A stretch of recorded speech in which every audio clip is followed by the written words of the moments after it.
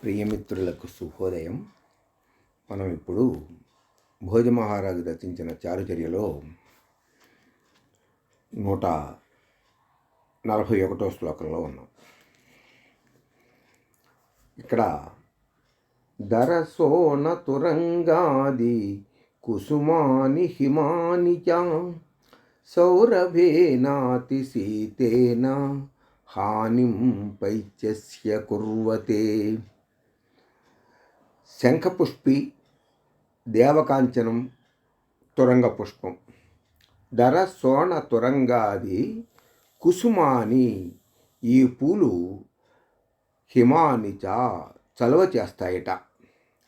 అంతేకాదు సౌరభేనాతి శీతేన, మంచి వాసన కలిగినవి అవటం మూలంగా అతి శీత వీర్యాన్ని కలవి అవడం చేత పైత్యస్య హానిం కుర్వతే, పైత్యాన్ని తగ్గించి ఆరోగ్యాన్ని కలుగజేస్తాయి అని చెబుతున్నాడు. ఇదిగో మనం ఇప్పుడు చిత్రంలో చూస్తున్నటువంటి చెట్టు దేవకాంచన పుష్పం. దీనినే 2 రంగులుగా కనిపిస్తూ ఉంటుంది మనకి. లేత బంగారు రంగులోను, తెల్లవర్ణంలోను అంటే శ్వేతవర్ణంలోనూ కనిపిస్తుంది ఈ చెట్టు.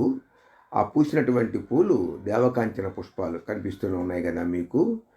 అవి ఆ ప్రక్కనే ఉన్నటువంటి తీగ శంఖపుష్పి. దీన్నే అపరాజిత అని కూడా పిలుస్తూ ఉన్నాం. కాయలతో సహా మీకు కనిపిస్తుంది చూడండి. ఈ శంఖపుష్పిని ఆధునిక ఆయుర్వేద వైద్యులు, వీళ్ళు న్యాచురోపతి చేసేవాళ్ళు వీటిని టీగా పెట్టుకుని తాగమని, అలాగే పిల్లలకు బుద్ధి పెరగటానికి ఉపయోగపడుతుంది అని రకరకాలైనటువంటి ప్రయోగాలు చేస్తున్నారు.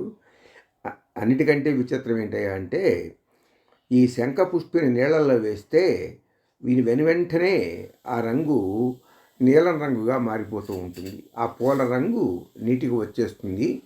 దాన్ని మనం గ్రీన్ టీగా తాగవచ్చు అని కూడా చెబుతూ ఉన్నారు.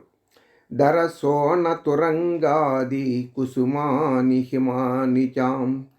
శంఖపుష్పి, దేవకాంచన, తురంగ పుష్పాలు అనేటటువంటివి చలవ చేస్తాయి. మంచి వాసనవి కలగటం మూలంగా శీతవీర్యాన్ని కలిగిస్తే పైత్యాన్ని తగ్గిస్తాయి అని చెబుతున్నాడు భోజమహారాజు తన యొక్క చారుచర్యలో. స్వస్తి.